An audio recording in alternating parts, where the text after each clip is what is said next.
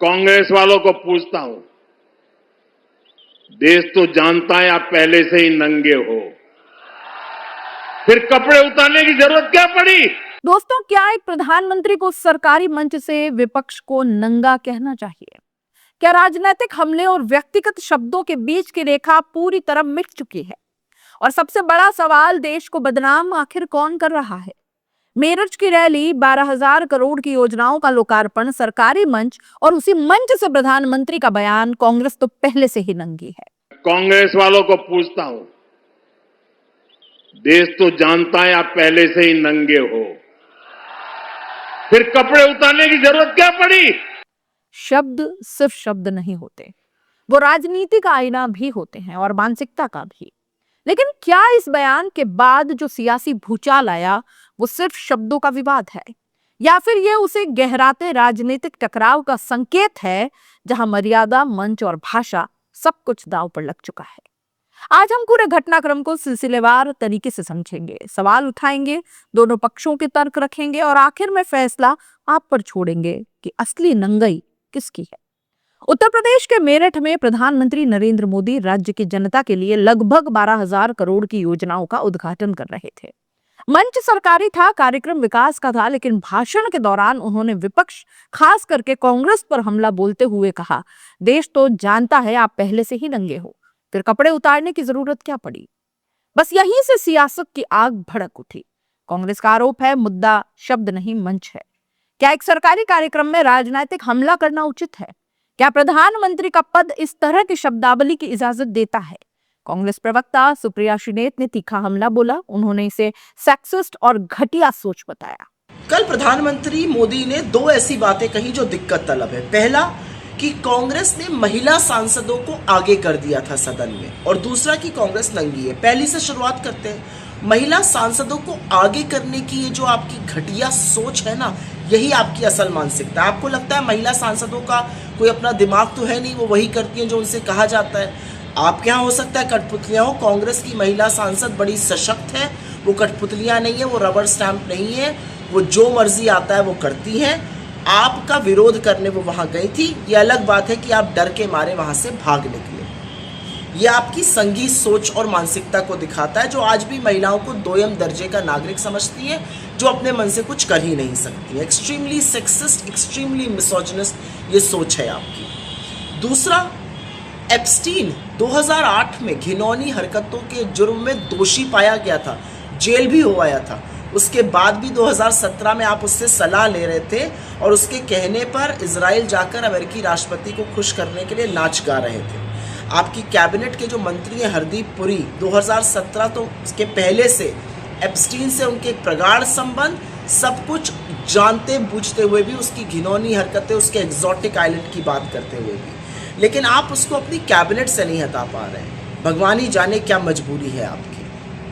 America के सामने आत्मसमर्पण कर देश का सौदा करने वाले आप नंगाई पर बात करेंगे?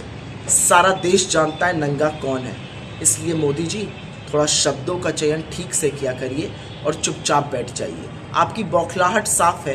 कांग्रेस के जाबाज साथियों ने जो आपको बेनकाब और बेपर्दा किया है, उससे आप घबराए हुए हैं, लेकिन दुनिया जानती है आप कायर हैं, घबराए हुए हैं और अनैतिक। उनका तर्क बेहद साफ था। प्रधानमंत्री ने महिला सांसदों के संदर्भ में कहा कि उन्हें आगे कर दिया गया। कांग्रेस का सवाल है कि क्या महिला सांसदों का अपना दिमाग नहीं होता है? क्या वे सिर्फ कठपुतली हैं? सुप्रिया श्रीनेत ने प्रधानमंत्री पर महिला नेताओं के प्रति पूर्व में दिए गए बयानों का भी हवाला दिया और कहा कि ये कोई पहली बार नहीं है जब भाषा पर सवाल उठे हों। प्रधानमंत्री ने अपने भाषण में कहा कि एआई ग्लोबल समिट जैसे अंतर्राष्ट्रीय मंच पर कांग्रेस का प्रदर्शन देश की छवि को नुकसान पहुंचाता है। दरअसल भारत मंडपम में आयोजित एआई समिट के दौरान कुछ युवा कांग्रेसी कार्यकर्ताओं ने शर्ट उतारकर प्रदर्शन किया। भाजपा का कहना है कि यह भारत के गरिमा के खिलाफ था। प्रधानमंत्री का आरोप है कि विपक्ष मोदी से नफरत में देश को बदनाम कर रहा है। तो सवाल यह उठता है कि क्या विरोध का तरीका देशद्रोह बन सकता है, या फिर यह लोकतंत्र का अधिकार है? कांग्रेस और विपक्ष ने पलटवार में कई उदाहरण पेश किए। देहरादून में भाजपा विधायक द्वारा शिक्षा निदेशक के पिटाई का आरोप, बदायूं में एक युवक द्वारा 3 मुस्लिम युवकों को थप्पड़ मारने का वायरल वीडियो, असम में भाजपा कार्यकर्ताओं के अशोभनीय इशारों का वीडियो। इन घटनाओं को विपक्ष ने भाजपा की असली संस्कृति बताया। सवाल बेहद सीधा है। अगर एक मंच पर शब्दों में मर्यादा टूटी तो सड़कों पर हिंसा और अश्लीलता किसकी जिम्मेदारी है? विपक्ष ने इस बहस को अंतर्राष्ट्रीय स्तर तक खींच दिया। उन्होंने अमेरिकी कारोबारी जेफरी एप्स्टीन का जिक्र करते हुए आरोप लगाया कि उससे जुड़े विवादों पर भाजपा चुप है। कांग्रेस ने केंद्रीय मंत्री हरदीप सिंह पुरी पर भी सवाल उठाए और कहा कि नैतिकता की बात करने से पहले जवाबदेही तय होनी चाहिए। यह आरोप बेहद गंभीर है, लेकिन इन पर भाजपा की ओर से अब तक कोई विस्तृत सार्वजनिक सफाई नहीं आई है। दोस्तों, प्रधानमंत्री ने कहा कि कांग्रेस मुझे गालियां देती है, मेरी मां को गाली देती है, मेरी कब्र तक खोदना चाहती है। उन्होंने आरोप लगाया कि विपक्ष नफरत की राजनीति कर रहा है, लेकिन विपक्ष का भी कहना है कि प्रधानमंत्री खुद हर मंच से विपक्ष पर व्यक्तिगत हमले करते हैं और फिर खुद को पीड़ित दिखाते हैं।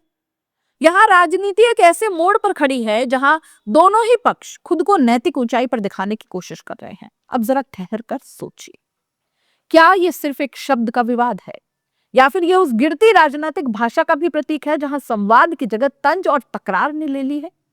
लोकतंत्र में विरोध का अधिकार है, इससे कोई नहीं नकार सकता, लेकिन क्या विरोध का तरीका मर्यादा में होना चाहिए? और क्या सत्ता में बैठे लोगों की भाषा पर अतिरिक्त जिम्मेदारी नहीं होती? भाजपा का आरोप है कांग्रेस अंतर्राष्ट्रीय मंच पर देश को शर्मसार कर रही है, लेकिन कांग्रेस का भी आरोप है कि प्रधानमंत्री और भाजपा नेता खुद भाषा और आचरण से देश की छवि बिगाड़े जा रहे हैं। दोनों पक्ष बात देश की कर रहे हैं, दोनों खुद को राष्ट्रभक्त साबित करने में जुटे हुए हैं, लेकिन जनता पूछ रही है कि क्या विकास के मंच से राजनीतिक हमला जरूरी था? क्या विरोध का तरीका बेहतर नहीं हो सकता था? आज राजनीति में शब्द तलवार बन चुके हैं, मंच युद्ध भूमि बन गया है और हर बयान अगले चुनाव की तैयारी लगने लगा है। लेकिन लोकतंत्र सिर्फ चुनाव नहीं है, वो मर्यादा भी है, जवाबदेही भी है और भाषा की गरिमा भी है। तो फैसला फिर आप कीजिए, सरकारी मंच से तीखी भाषा इस्तेमाल करना क्या सही है? अंतर्राष्ट्रीय कार्यक्रम में प्रदर्शन करना ठीक है? देश को बदनाम कौन कर रहा है, बयान देने वाला या प्रदर्शन करने वाला?